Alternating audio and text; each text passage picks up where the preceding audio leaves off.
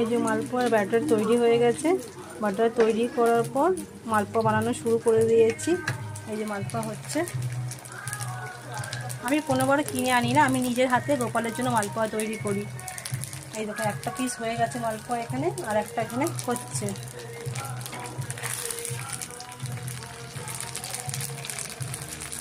একটু লাল লাল হবে তখন নামাবো। এই দেখুন লাল লাল হয়ে গেছে। মালপোয়ার মধ্যে করার জন্য আমি কি কি সামগ্রী দিয়েছি ভিডিওটা আপনারা দেখতে থাকুন। লাস্টে আমি বলবো যে কি কি আমি দিয়েছিলাম, মিক্স করেছিলাম মালপোয়া তৈরি করার জন্য।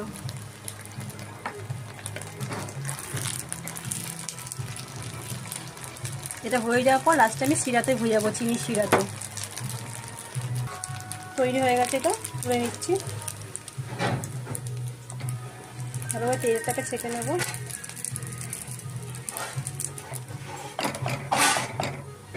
পুরো দোকানে মালপোয়া ফেল হয়ে যাবে, এত সুন্দর মালপোয়া, এত সুন্দর হয়। দেখুন আর একটা ছাড়বো আমি এখন। এই যে রেডি করে নিয়েছি, এক হাতা করে দেবো, দিয়ে ছেড়ে দেবো।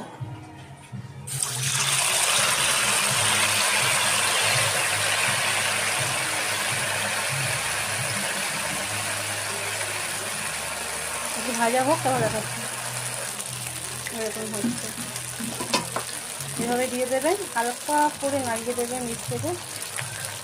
এই যে নাড়িয়ে দেবেন, এই যে হতে থাকবে।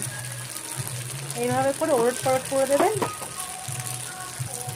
এরকম আমি উল্টে দিচ্ছি। দেখুন লাল হয়ে গেছে, মালপোয়া রেডি। এইভাবে আপনারা করে নিতে পারেন, দারুণ হয়, দারুণ। এই দেখুন 3 পিস করে নিয়েছি, আপনাদের আমি দেখাচ্ছি।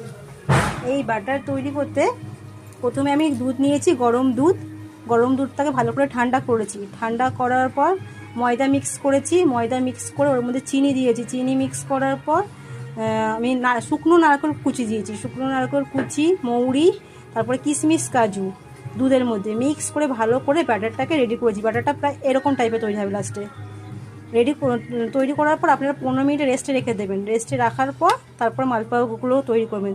এই তেল গরম, এখানে আমার malpua ready. Tata, bye bye. Please চ্যানেলটা সাবস্ক্রাইব করুন।